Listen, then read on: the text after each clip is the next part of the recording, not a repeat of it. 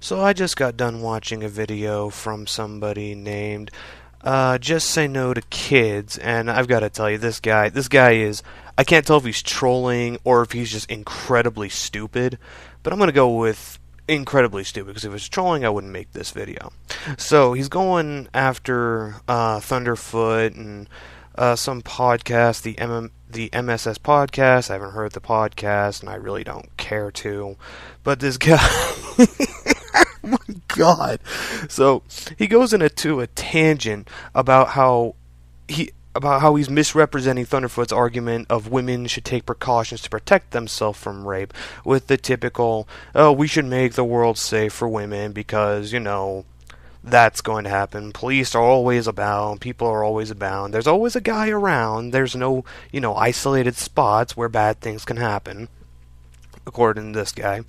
And he's, oh my god, I'm sorry. I'm sorry. It's just too funny to me. Essentially, what he says is Thunderfoot claims that unless you go to the police and tell them that you were raped, you weren't raped. Oh my god, this guy's so fucking stupid. And then he says that Thunderfoot espoused the argument of hide your kids, hide your wife in the basement, don't have babysitters over or anything, live your life in a closed turtle shell. Which, if he actually watched Thunderfoot's video at the very end, Thunderfoot says there are costs and there are benefits. There's risk versus reward. And he would never want to live his life all shacked up, turtled up in his house, boarding up his windows to ensure his complete and utter safety. And he's not advocating anyone do that. I love how people are going out of their way to misrepresent arguments. I love how these people are facing such cognitive dissonance that they think that the world could ever revolve around safety.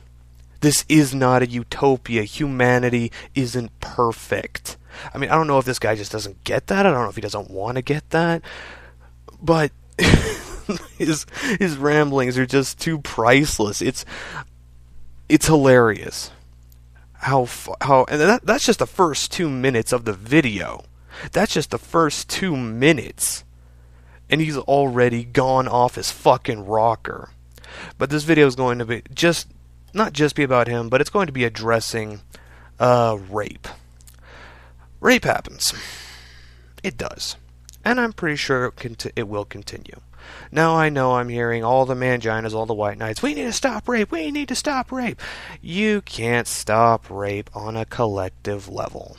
You can't do it. What are you going to do? Teach men not to rape as if they didn't already know? I want to take a poll. You know what? One day I'm going to go out there. I'm going to ask, do you know it's okay to rape a woman?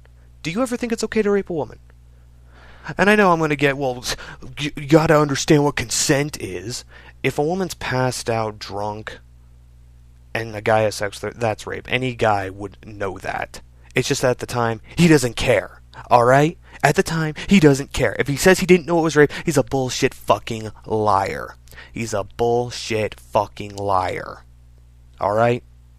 Anyone with an iota of sense understands that. Now, let's take a look at something that always bothered me. Whenever the subject comes up, it says it's never women's fault that they are raped. That is to take power away from the woman in that situation, which I do not believe in the least. That's pretty much saying, oh, you're a victim.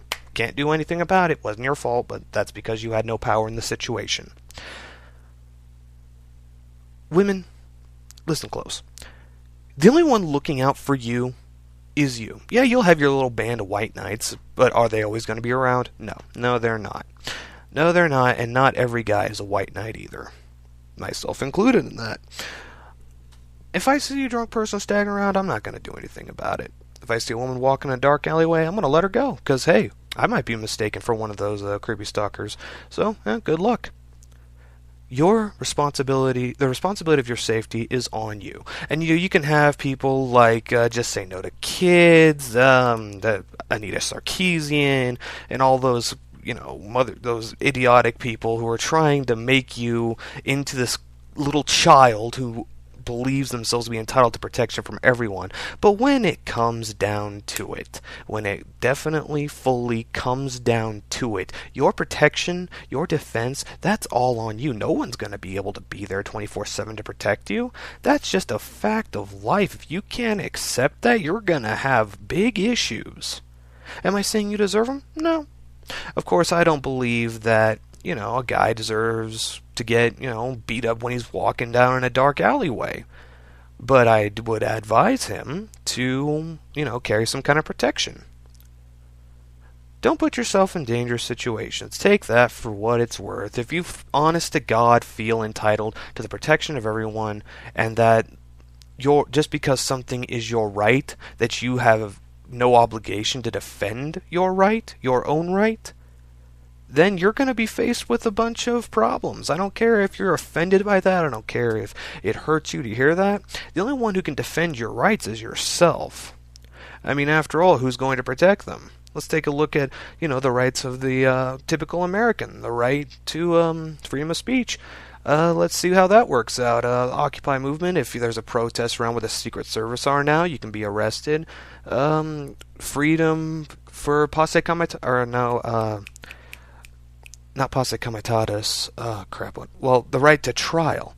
NDAA, indefinite detention without charge or trial provision. That right's gone. Now what? That right is not protected by the government anymore. Who's going to protect it? You? The only way you can protect that is if you use force. And even then, it's not even protecting the right to a fair trial. It's just protecting your right not to be thrown in a cage indefinitely. I don't usually go into political beliefs when on this channel, but this is one of those times when I think that my political beliefs can parody in this kind of situation. The only one who's looking out for you is you and those who care for you.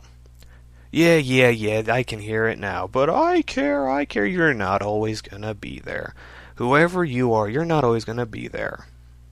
Unless you intend to, handcuff yourself to the woman. And I know where this is going to lead to. Society should, coulda, shoulda, coulda, woulda. Shoulda, coulda, woulda. Wouldn't the world be great if, shoulda, coulda, woulda. That's where it all boils down.